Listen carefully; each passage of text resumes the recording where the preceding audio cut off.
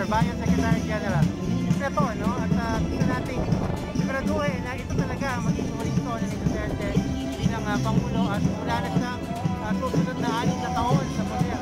Hindi na siya babalik sa Malacanang pagkatapos ng 2022 at mananagot siya sa mga kasalanan niya. Kaya panawagan namin, Duterte, wakasan.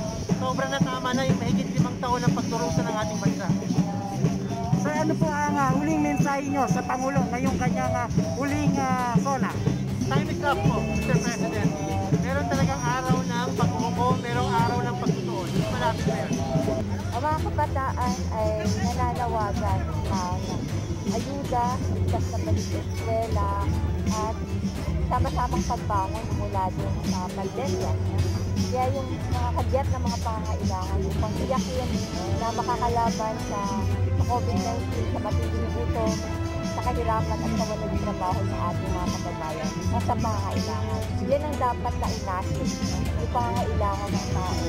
At dapat nang wakasan ang mga paninukil, ang pasismo, ang paglabas sa karapatang pantao. At ang kabataan ay magpapakita na hindi natin papayagan yung legasiya ng impunity.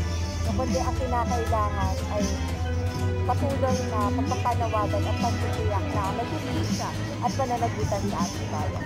Ma'am, last question na lang po. Sa tingin niyo po ba natupad ni Pangulong Duterte ang kanyang mga pangako noong mag-eleksyon pa lamang, ma'am?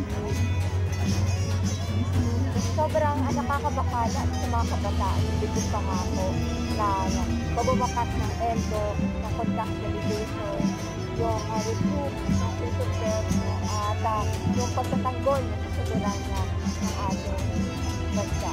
Kaya nga ang katol ng mga kabataan, hindi lang yan bigo, kundi lalo pang yung kalagayan ng ating mamamayan.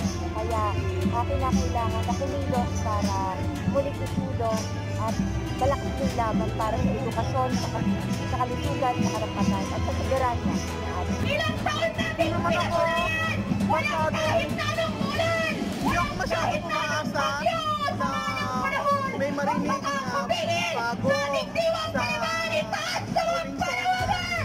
Ang mga kamao! Sabay-sabay! Kaya, although ako sana ang tao ay makuhin sa katotohanan kung ano talaga ang sinapit ng ating bayan sa kanyang pagtutulong.